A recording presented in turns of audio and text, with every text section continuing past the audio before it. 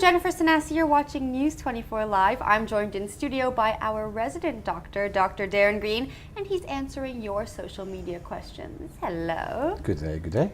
Now, the first question we have is about the 3-year implant contraceptive. Now, I've actually seen a lot of people weighing in on this on social media. Is it good for you? Is it bad for you? Should you do it? Should you not do it? What's your take on it? Yeah, I think firstly, 3 years is a long time, and a lot of people love the idea when using a contraceptive not to have to remember taking a tablet every single day. They feel bad when they forget to take the medication, and a lot of them end up sticking the oral tablets or oral contraceptives on their bathroom mirrors, or taking them with them in their bag to work every day as to not forget to take the medication.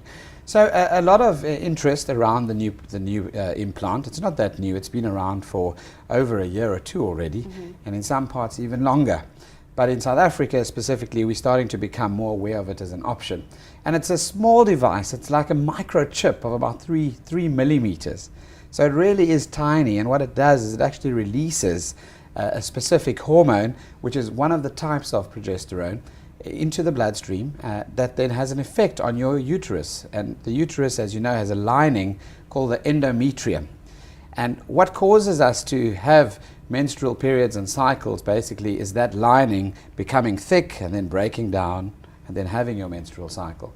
So basically, in preparation to house a fertilized ovum, that endometrium needs to undergo certain changes. Now, what the oral contraceptive does, and in this case now the implantable device does, it works specifically on the lining of the endometrium to make the conditions unfavorable for a fertilized ovum to implant. And that's what the basic principle is. Now, this one specifically is a progesterone-based product. The other hormone that we use in oral contraceptives is estrogen. Now, what we've discovered over many years is the fact that estrogen has side effects if used in high dosages and for long periods of time. As you know, there are quite a few cancers that are responsive to estrogen itself, and there's a host of side effects on oral contraceptives, particularly ones with high doses of estrogen as well. But the progesterone, on the other hand, also has a few side effects that people need to be made aware of. Well, what are those side effects? Well, headaches is a big one, and then obviously the PMS symptoms. So it affects ovulation as well. So you can have a bit of an irritability. You could have headaches. You could have a few non-specific gastrointestinal effects like nausea, a bit of dyspepsia, etc.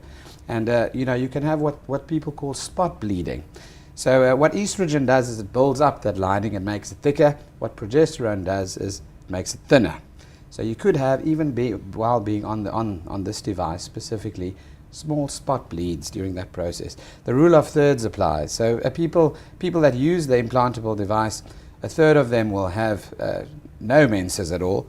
A third of them will have diminished menses, and some people will still have irregular and erratic surprises. Well, that was my next question. Yes. That sounds horrible to have irregular and erratic surprises. Yes, I mean, irregular periods are called metrorrhagia, and people then can't plan their lives in terms of traveling and sport and so forth. So a lot of people then go and see the gynecologist and get good advice on how to normalize the hormone cycles and get a regular cycle, which is 28 days, and plan around that. Now, 3 years is a long time. Say I got the device and then I decided, hey, I actually don't want it anymore. I would like to try having a child. Yes. Is there something I need to consider? Yes, you should consider that, obviously, with time to spare, because making your body fertile again and preparing to actually go through a successful pregnancy means you'll have to stop the device, have it removed, and then your hormone cycles will have to return to normal again. And that can often take a few months. People always ask me, how long after taking a contraceptive will it take for me to actually be able to fall pregnant? And the answer is it differs from person to person.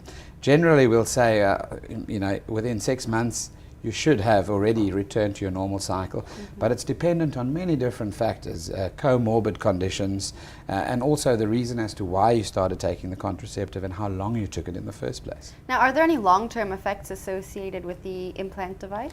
With this device specifically, a lot less than oral contraceptives, and as I mentioned, estrogen versus progesterone or the combination medications. This one specifically, certainly a lot less side effects. One thing to mention specifically is that people that are on HAART, which is the antiretroviral therapy with HIV, for example, need to be careful with any contraceptive that they take, and the same applies with the implantable device as well. Why is that?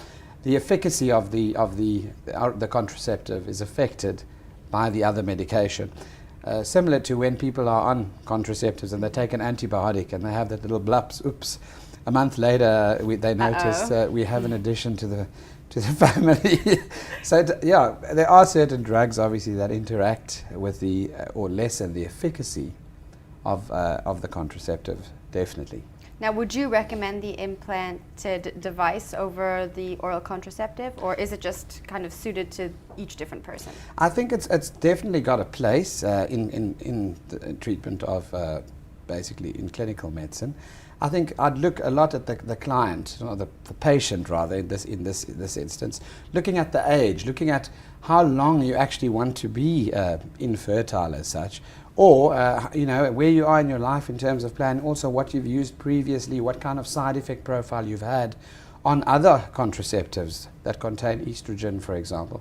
So it's a very individual thing. You've got to look at the history, the gynae history, completely. We also look at the uterus itself. We look at the line that I mentioned in the endometrium. Is it a thick endometrium or a thin one? Because remember that if it is a thin line and you give progesterone, you could thin it out even more and lead to other complications, which we don't want. So the clinical assessment that is done by the gynae before initiating this treatment is crucial, looking at the endometrium specifically. So yes, I definitely think it's convenient not to have to take tablets every day. I think that the side effect profile is certainly less than a lot of the combination or estrogen alone pills. And then also the retrieval of the device is being made a lot easier.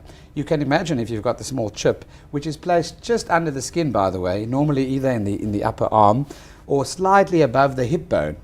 To retrieve the device, they've actually made a little capsule around it once it's deployed with a specific tool that almost just shoots it under the skin.